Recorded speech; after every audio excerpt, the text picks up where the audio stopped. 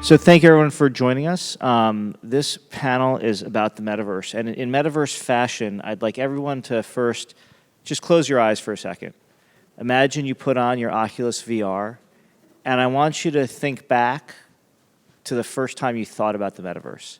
For me, I read a book called Snow Crash by Neil Stephenson, and then a book called Ready Player One. And so I want everyone to think about the first time you envisioned what the metaverse was, and then realize that we're not actually there yet.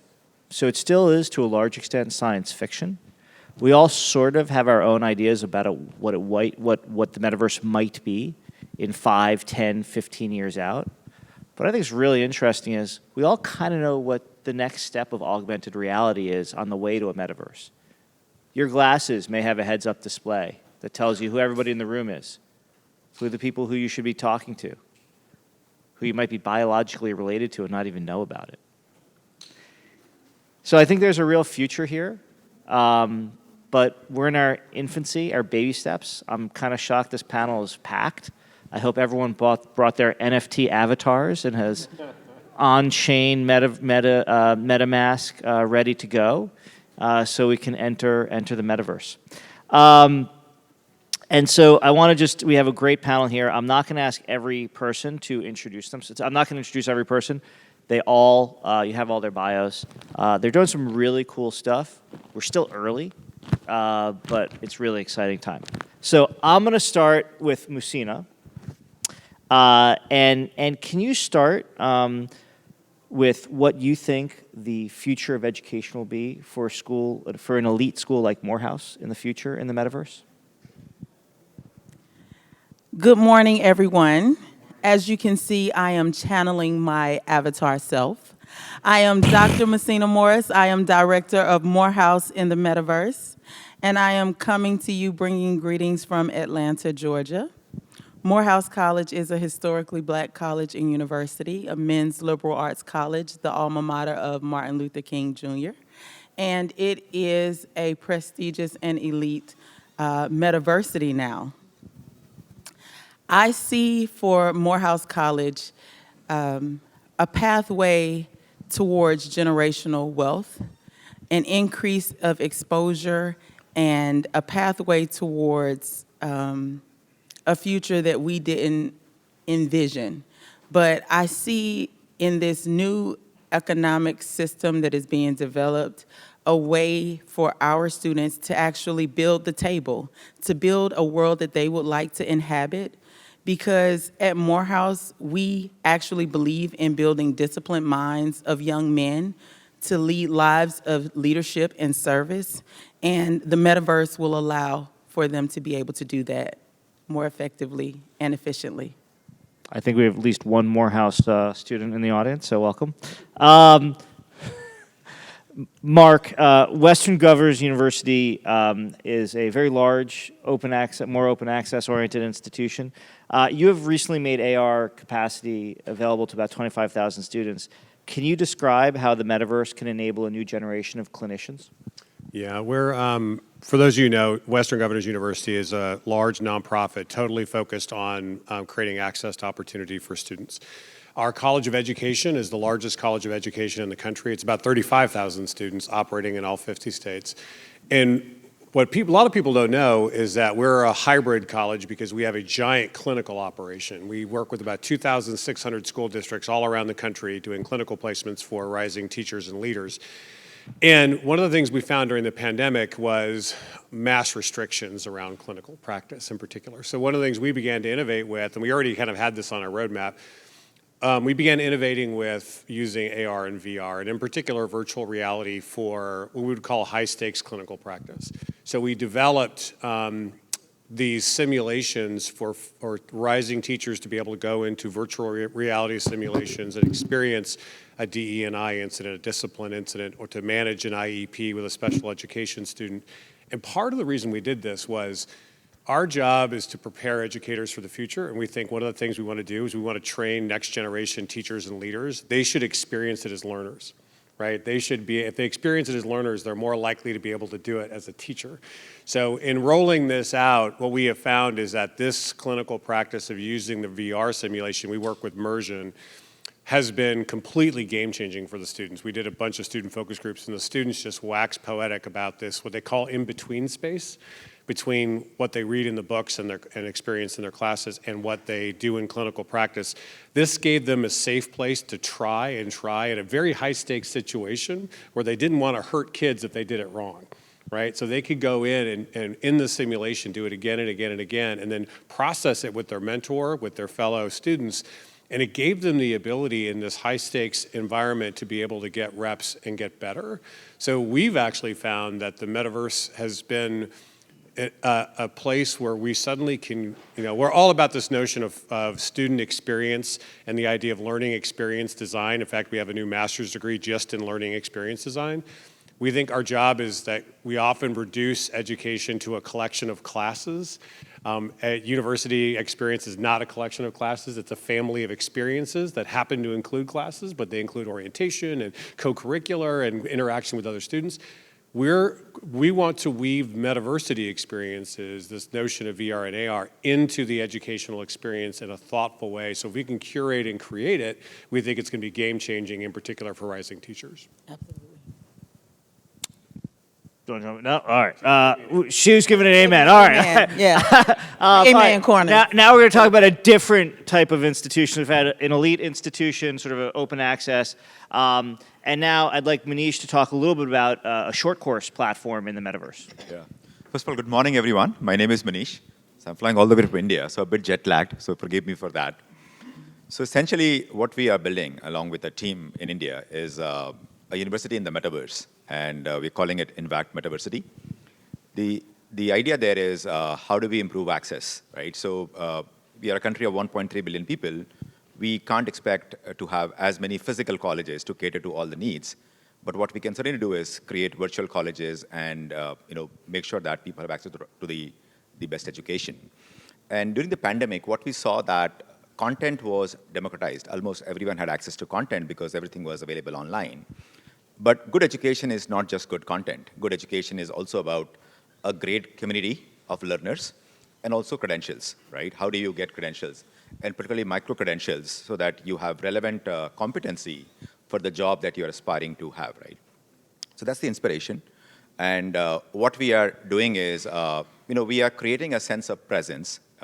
And the thesis there is that all along in human history, the concept of presence was coupled with the concept of being physically there, right? What Metaverse allows you to do is that it allows you to be present without being physically there. So it allows you to extend your presence to a situation where you are not physically there. And that's a very empowering idea, because if you can do that, two kids from two different parts of the world can hang out together and have a sense of connectivity and camaraderie. And that interaction, that micro-interaction, is very important for education because that creates a shared purpose, a shared objective.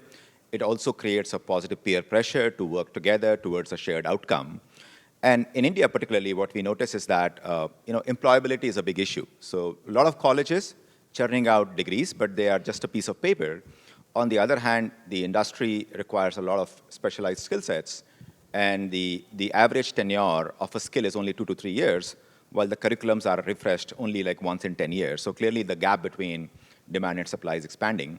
So our view is to churn out, and prepare students for more relevant industry-specific courses and give them as credentials that is almost like they can have it in their wallet and sort of put on the chain linked to their virtual identity. And that is something they can use to sort of prove their potential and get the job. So that's what we are working on.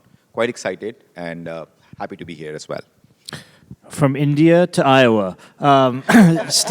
Steve is actually powering, I believe, 10 universities that you're powering into the metaverse, including Morehouse. So, Steve, you want to talk about what you're doing and how you're creating the technology platform? Thank you. I'm Steve Grubbs with VictoryXR, and we announced this morning our first fall cohort of 10 metaversities, including, fortuitously, University of Kansas, who came from far behind to get their metaversity right in the first 10. So we thought that was awesome. But also, I think the University of Maryland is here, and University of Maryland Global will be the first online school that will be a part of this cohort. And if you think about it, what we build are the digital twins of the campus. So it looks exactly like the campus, but in the case of University of Maryland, we get to think of all sorts of interesting ways to build that campus however they want, since they don't have, per se, a physical campus like many do. Here's our thought on the whole issue. We believe that in the next 5 to 7 years, every university in the world will at one level or another have a metaverse campus. And the reason is pretty simple. If you think about it, Meta sold roughly 10 million Quest headsets last year. Fortnite had a concert with Marshmello, the DJ. I assume you all know who Marshmello is. Who here went to the Marshmallow Metaverse?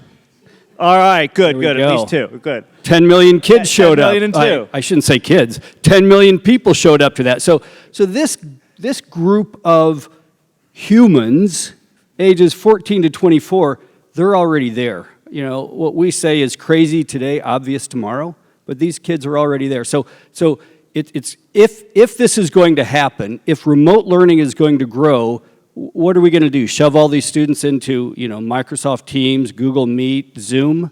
That's not the solution for remote learning. And what we're talking about here today, what Morehouse is really leading with, what Western Governors is leading with, that is where remote learning will go over the next 5 years. Powerful concept. I think we all believe that, otherwise we wouldn't be here, so we're in the vanguard. I think there are two things that the metaverse really creates when we talked in our pre-panel call. One is an access problem, and the other is an excellence problem. So how do we achieve both? And so I'd like to sort of go down the line again. And Muhsinah, you talked a lot about neurodiversity when we spoke as an important access issue. Do you want to touch on that, and then we'll go down and how you're dealing with that? So I have a special heart for the neurodiverse. I'm a mother of 5 sons. Yes, I said 5. One of my sons has moderate support needs. He has autism spectrum disorder. He's 14 years old and was diagnosed at the age of 3. And I have another son that is 5 years old that had an early diagnosis, and so you can hardly tell that he's on the spectrum because he's higher functioning. So I have 2 of my younger sons that I'm a staunch advocate for including neurodiverse learners into the STEM space. Now, I'm a biomolecular chemist by trade, and so it was really important for me to get chemistry into this virtual reality space. And so my first launch into the metaverse was to incorporate my advanced inorganic chemistry course into the metaverse. I know it might seem like a heavy lift, and it was indeed, but it was important to increase visual spatial intelligence of chemists because you can't see molecules. But if you can actually get students to actually visualize something that they can't see, then they can actually start making connections that they wouldn't be able to make in the physical world. And that's what we can do with neurodiverse learners. We can get them to see and make connections that they normally wouldn't be able to. And I think that's the vision that I want to see happen in the education space. And we need to start trying to think of different strategies, and the metaverse will allow for us to be able to do that. If we can allow for them to be able to become creators also in this space and use the technology, perhaps we can actually engage them in a way that is purposeful and meaningful for them to actually come up with ways that they can actually learn. So I've put my son in a headset as well and have seen him actually light up in ways and engage with content that I didn't even know was possible. And I think that we can do that for more of our children and just get more out of them, and then actually create meaningful pathways, because 1 in 44 of our young people live with autism spectrum disorder, and it's World Autism Awareness Month, so I'm really excited about that. And then 1 in 45 adults live on the spectrum right now. And so if we don't start creating meaningful pathways for our neurodiverse people in the workforce, then we're going to end up with a huge problem where they're going to outlive their caregivers and they're not going to have meaningful employment, and then we're going to have to then figure out ways in which to take care of them in society. They do have ways in which they have gifts and talents that they can use in this space, and we can create those kind of pathways for them. So it's really important to try to create access for those people as well. Autism Speaks has a booth here. My brother's on the spectrum, very similar experience. Really encourage you to think about how metaverse and other technology can assist. I want to go to the other end, Mark, with you're using AR and sort of repeat simulations to actually get students to an excellent level of performing in the workplace. Can you talk a little bit how AR allows you to do that? I would argue with Western Governors University, our commitment is always to access and excellence, right? And so it's not an either or, it's a both and. And it's the thing about this conversation, Steve, I just had a flashback because I've been in this work for close to 30 years, and I still remember I spent the early part of my career convincing educators that the internet was a thing. If you had said the interwebs, they would have got it. And I still remember when people were running out to try to find a webmaster, and they were really, and I remember being at a conference where somebody said, we had an American Council on Education conference, every single one of the universities in this room, every one of the community colleges, you are all going to have a website. In fact, all of your programs are going to have websites, all your services are going to have websites, and people thought the presenter was on crack. They thought it was crazy. There's no way that's going to happen. And you're right, the pathway from novel to normal is interesting to kind of watch in this. And I feel like the metaverse is like that. Like we experienced this with the internet, with LMS, with analytics, with mobile, with social. And I think we're now at a place where people are going to begin dabbling and experimenting, but realizing that this has access potential and excellence potential matters. And Western Governors deeply committed on the access front. Founded 25 years ago by 19 Western Governors, totally focused on serving underserved students. Close to 75% of our students are underserved. We were a crazy idea, and we wanted to leverage the internet to leverage learning-centered education, competency-based education, which was something new. And I still remember I was an early trustee when we had 500 students. And to see us now with 135,000 students and 270,000 graduates, you think about the access that provided for folks that wouldn't have it otherwise, leveraging that new technology. That's the path I think we're going to be on with the metaverse. We're going to it's not about replacing what exists, it's about expanding the pathway options so that people who are neurodiverse, people who have different kinds of remote challenges, they want to integrate it with their work life. This is going to open that pathway. And Western Governors wants to not only be on the pathway towards leveraging the tool, but also to say, how do we as educators, this is where our College of Education comes in, drive towards excellence? And this is your question, it's not just about saying the bell and whistle rings and blows. It is figuring out how do you actually use it to improve and expand learning. And that's why we want educators touching and feeling it while they're in the learning process so that when they get out there, they can be transformative with it. So our work in the College of Education is, we have this saying where we say we want to champion next generation teaching and leading, and we have an operational definition of what that means, and it's about honoring the past as we move to the future. But our secondary belief is you cannot champion that if your students aren't experiencing it. So you have to make sure we're leveraging it. So we've got to be on the forefront of using AR and VR technology. And we're talking with Apple, I think we're talking with you all, we're talking with whoever can help us think this through, because we think educators of the future have to use this stuff. And one of the things I'll tell you right now, we tell our educators, and I'll tell education audiences all the time when I'm speaking to them, it's like, this isn't something to be afraid of. But let me tell you what, if you have not done a deep VR, AR simulation in the next year, it is almost educational malpractice. Yeah. Because this is the infrastructure of the future, and we're going to have to be thinking about how we leverage it and blend it into our face-to-face kind of work. I want to jump in right here because I have my department chair, Dr. Nina Gilbert, who runs the Morehouse Center for Excellence in Education right here, and she has done a tremendous job in just leveraging the power of virtual reality. And we have a lab school, Utopian Academy, and we are not only training our pre-service teachers on how to use virtual reality in the classroom, use this innovative technology, and she's working really hard in getting our students to use it as well. But She's a champion of what we're doing in building this Metaversity model, and we're using it already with a charter school in terms of outreach and helping other educators in the K-12 space actually do the same thing. So Dr. Nina Gilbert is here in the audience doing the same thing to make the connections and the bridge between K-12 and what we're doing in higher ed. Steve, could you jump in here? Because you're working with 10 universities. And how many universities have I'm going to blank on her name. Dr. Gilbert. And let me just tell how many you. have oh, sorry, go ahead.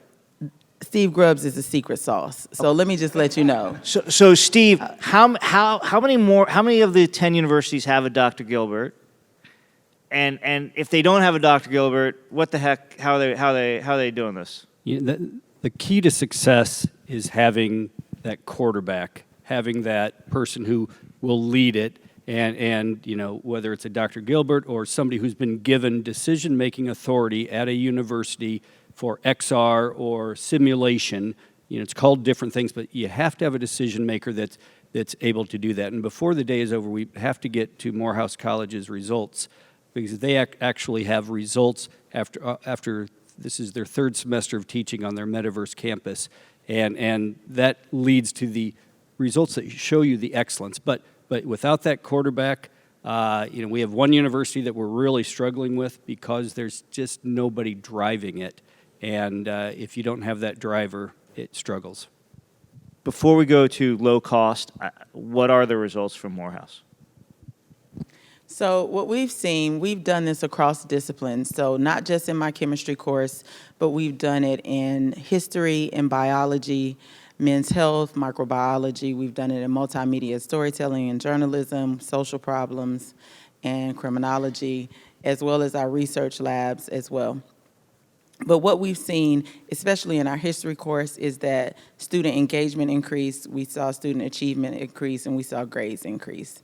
We saw that 84% of students in a traditional face-to-face class, in a classroom on average, we saw 84% on average was like the final grade average, essay grade average, class even attendance was 84% for traditional face-to-face.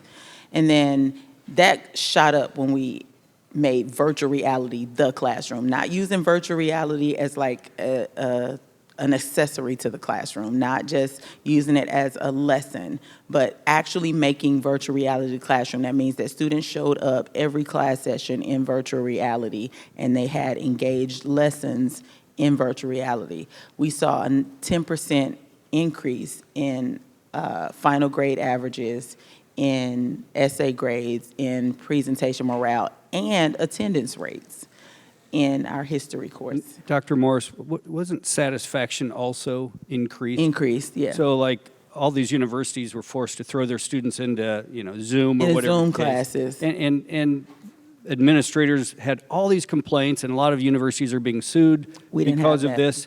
But the students that went to school on their Metaversity campus, nobody withdrew. Completely we had satisfied. Zero withdrawals. So no students withdrew from classes. All students remained in classes. We had a number of students that withdrew from Zoom classrooms, but all students in our, excuse me, in our Metaversity classrooms, they remained. No withdrawals. Yeah. So, just real quick, Kirk Goldsberry has a great article on data ball, which is basically leveraging analytics in basketball. And he talks about this idea of when sports view cameras came in and they got massive data coming from sports view cameras, they were able to try and test things in the analytics around basketball that changed the game. It made him helped them really kind of unpack it. I'm going to argue we're going to be in the same place with this, where we're suddenly going to get more and more data in this. And we as educators have to commit to this. The use of these Metaversity tools are not going to improve education. Let me say that again. They're not going to improve education unless they're used well, right? Because they can be distracting, right? The idea is figuring out what is the highest best use and what's the way in which you use it. That's where getting educators trained and experienced and understanding, oh, this is the glam version of it that has no impact on education. This is actually the impactful version of it, and figuring out, and we talk about this all the time at Western Governors, how do you use technology so you can make human moments precious because people still talk about people when they're at the commencement stage, not necessarily technology. But all I'm saying is we have to make sure that we're studying this stuff to understand when it works, when it doesn't. And we're probably going to have many examples where it gets in the way and other examples where it's transformative. And we have to be willing to look at the data and understand how we weave it together in the curation and curation side. I can tell you what's not helpful. What's not helpful is what we did not want to do at Morehouse was have more of the same. It's not helpful for them to be sitting in the same classroom and sitting in these same seats, and then us projecting or streaming a video while they're just sitting in a headset, sitting down in seats. So that was what we weren't going to do. And so we wanted to make sure that everything that we did in those headsets was intentional, that they were engaging with something, that they were entering into a human heart, that they were going to explore valves, and that they were going to look at a diseased heart from a heart that was a normal heart, that they were going to actually be taking a field trip through the digestive system and looking at inflamed tissues, that they were going to be taking tissue samples, and that they were going to be expanding it as large as the room, and that they were going to actually be sampling it, that they were going to actually collaborate together, that they were going to be using 21st century skills of communication, creativity, that they were going to actually be using critical thinking, that they were going to have to go back to the basics of actually collaborating with one another and talking about and digging deep into some issues, but that they were going to actually be engaging with one another, and that we were going to all be in the same space in a synchronous environment, and I was going to be able to see all of them, that they weren't going to be in breakout sessions where I wasn't going to be able to access them, but I wasn't going to be streaming large snippets of information that they were just going to be gazing at. In everything you're saying right now is highest and best use. Right. And that's where, like, you get to steal all this, by the way, because as you vision what you're doing, like, and that's we should let you roll on this. Yeah, we should. Part of you is to think about where this goes from here, and then how you make the best use of it. And we should specifically focus on like the cost aspect in a development model. Yeah, no, I think a lot of good comments were made about making technology impactful and really make a difference. And I think we should not think about technology for the sake of technology alone. We should think about from the perspective of how it can really benefit someone. And that's where one has to take the difficult decision of trade-offs as to what extent you expose something to someone and how do you make it useful in the right context, right? So if I look from our perspective, we think about access from 3 dimensions.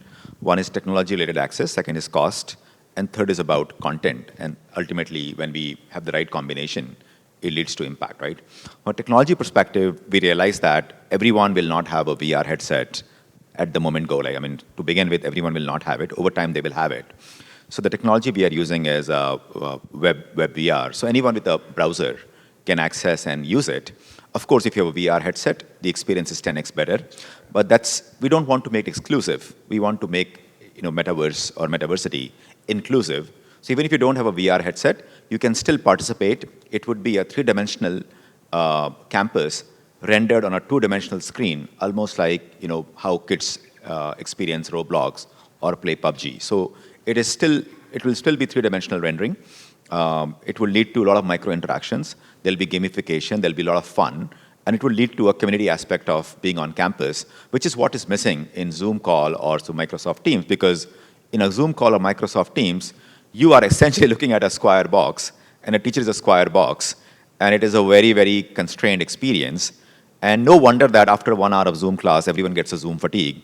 On the other hand, kids play Roblox and they hang out on PUBG for the whole day and still have fun doing it. So that's the question you have to ask, that what's the difference, right? So technology has to be enabler. It should not be something that makes it exclusive, right? That's one. The second is cost, right? So how do you deal with cost, right? Everyone cannot afford this. So that's where the whole employability focus of the education comes in, right? So if you know that if you take this 1-month course or a 2-month course, you will get a job, it improves the willingness to pay because the payoff is immediate, right? So that's the kind of courses you have to choose that will lead to a tangible job outcome immediately. And because what you're teaching is a hot skill that the companies require, part of the cost can also be funded by the employer, right? So this would be an expense that the employer would have to incur if they hire someone and they have to onboard it. But if the same curriculum can be taught on Metaversity by us, we can get the employer to foot the bill as well. So that's the second part on the cost side. And third is really about content, right? How do you get the content that can be taught on Metaversity, right? So that's where a lot of original thinking is going on, saying, how do we improve the quality of content, which is far more relevant to this? And that requires also a bit of a product management thinking to say, how do we create the authoring tools that will enable instructors and educators to leverage the full potential of this and also impart education which is far more effective. I'll give you a good example here, right? For example, one of the courses we have on Invact Metaversity is a 16-week business foundation program. We call it a Meta MBA, which allows you to get into an entry-level job in a corporate, right?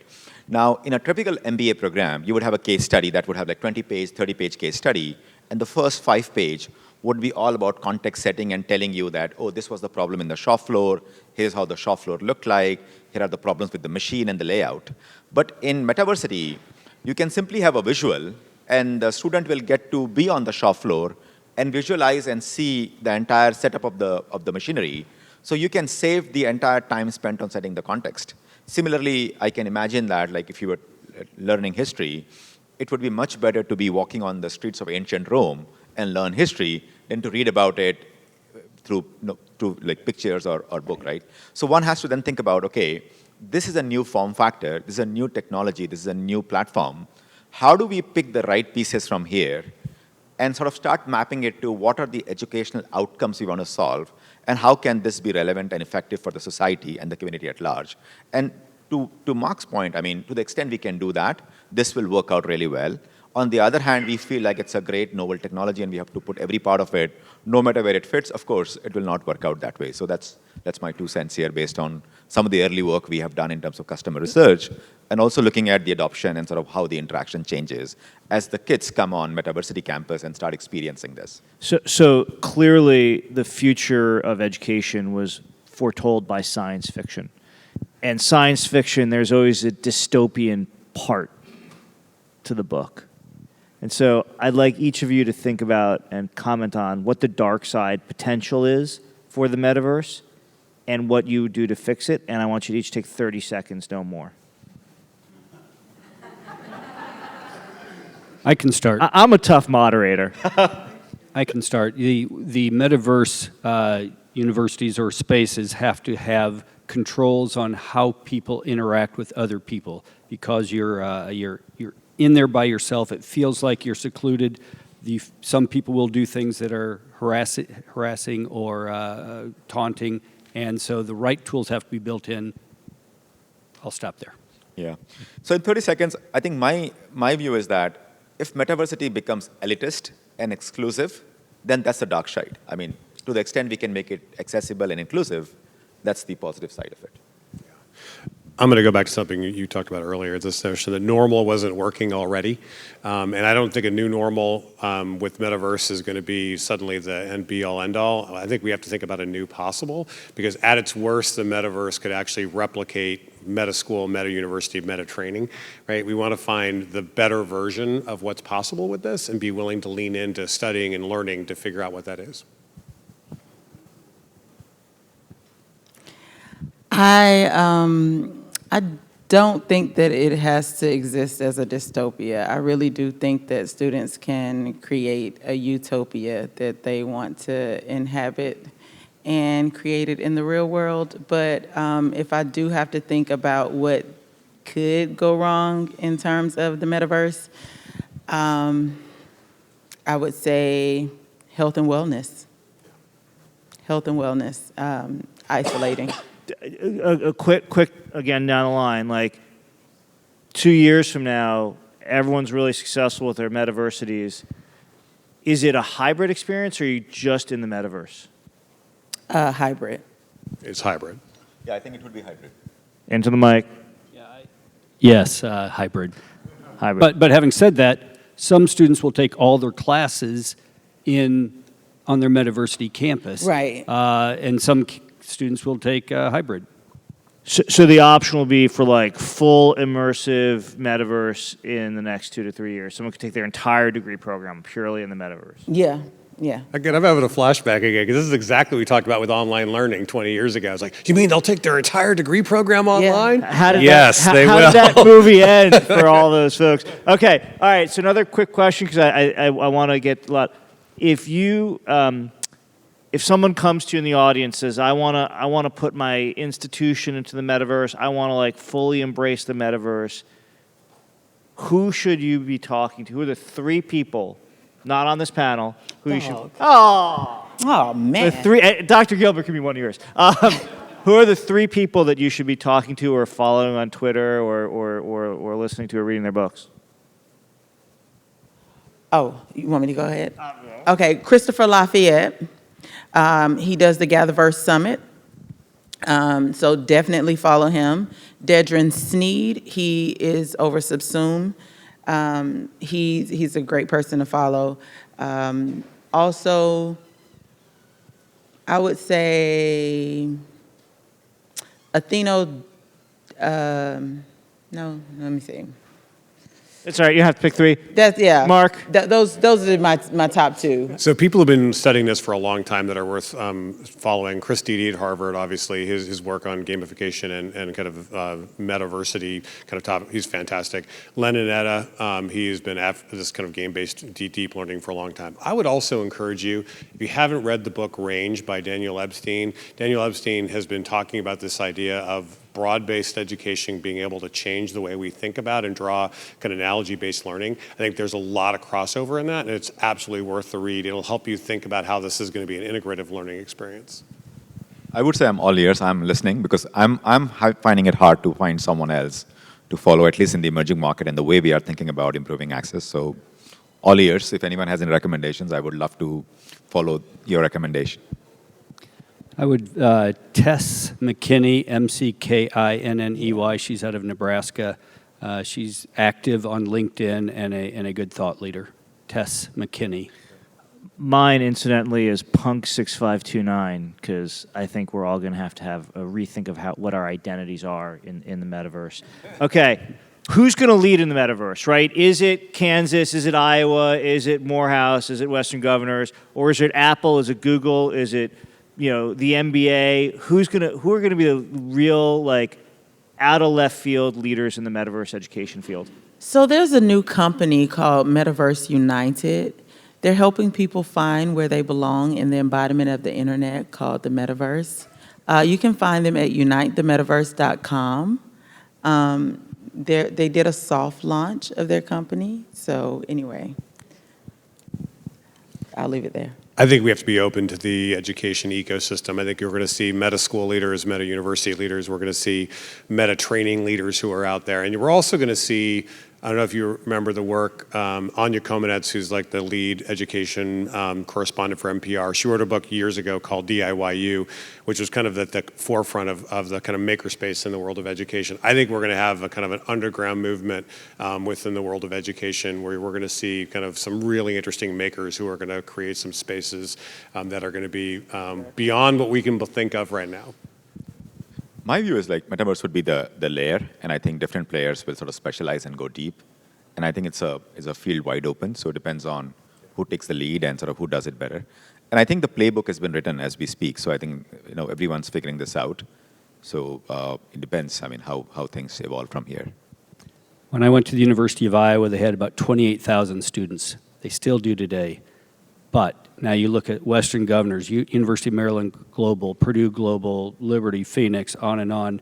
Yeah. There are these schools with 100,000 students. So the online schools will grow quickly. Morehouse has a head start in front of everybody else. If their leadership continues that, they will be a leader. But the online schools, I think you will see become global behemoths with metaversities. So it's interesting. Nobody thinks like Apple or Meta, Facebook are going to become leaders in this. So our view is that's a layer, right? So the question is, they would probably be providers, but I think each education is one vertical, and I think even in education, different people will start dominating different niches.